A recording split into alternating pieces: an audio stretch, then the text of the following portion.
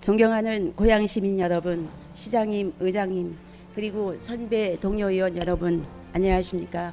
고봉동, 중산 1, 2동, 일산 2동을 지역구로 둔 국민의힘 환경경제위원회 고덕희 의원입니다. 오늘 저는 고양시의 과도한 표고 기준이 시민의 재산권과 지역 발전에 미치는 문제점, 그리고 그 개선 방안에 대해 말씀드리고자 합니다. 고양시는 과밀억제권역, 개발제한구역, 군사시설보호구역 등 각종 규제가 중첩되어 있어 이미 많은 제약을 받고 있습니다. 그런데 여기에 고양시가 자체적으로 운영하는 표고 규제까지 더해져 시민의 재산권과 지역 발전이 2중, 3중으로 제한되고 있습니다. 표고 기준은 난개발을 방지하고 산지를 보존하기 위해 마련된 제도입니다. 그 취지에는 충분히 공감합니다. 그러나 지금의 운영 방식은 현실을 충분히 반영하지 못하고 있습니다.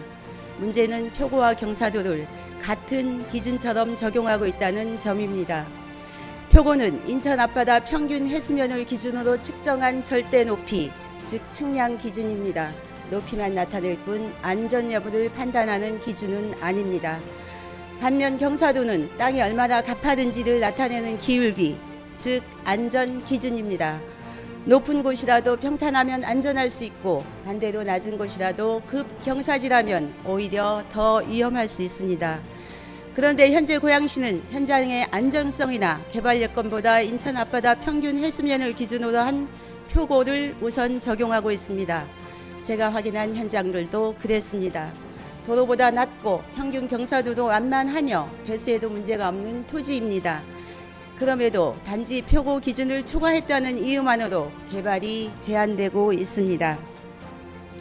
더욱이 산지 개발은 이미 국토계획법, 산지관리법, 환경영향평가, 경사도 기준 등 여러 제도를 통해 엄격하게 관리되고 있습니다.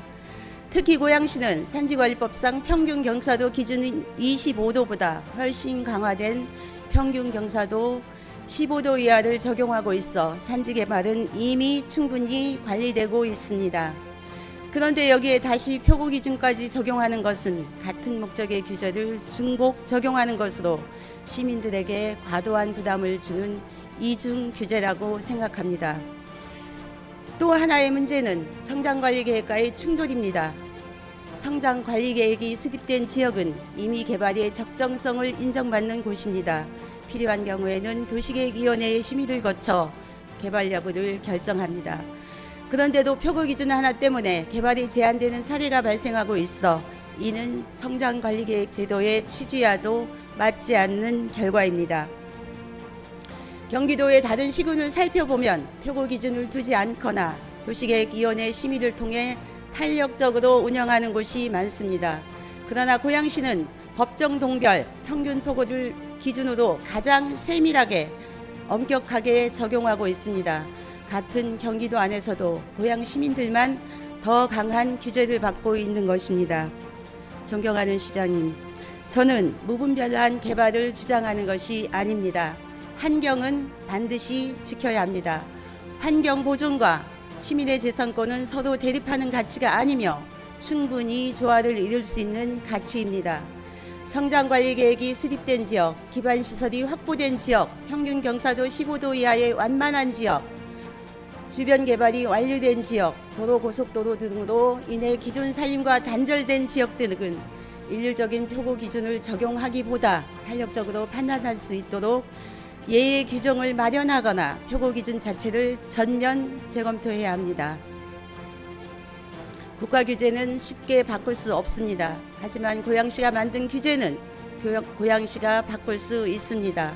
왜 우리가 스스로 시민과 기업들에게 또 하나의 족쇄를 채우고 있는 것입니까?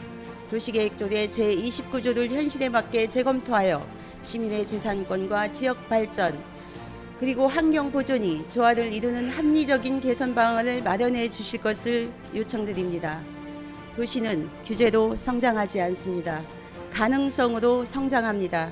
기업이 찾아오고 청년이 머물고 시민의 재산권이 존중받는 고양시, 그것이 우리가 만들어가야 할 도시의 모습입니다. 규제를 줄이면 희망이 커집니다. 규제 없는 땅이 희망의 땅입니다. 경청해 주셔서 감사합니다.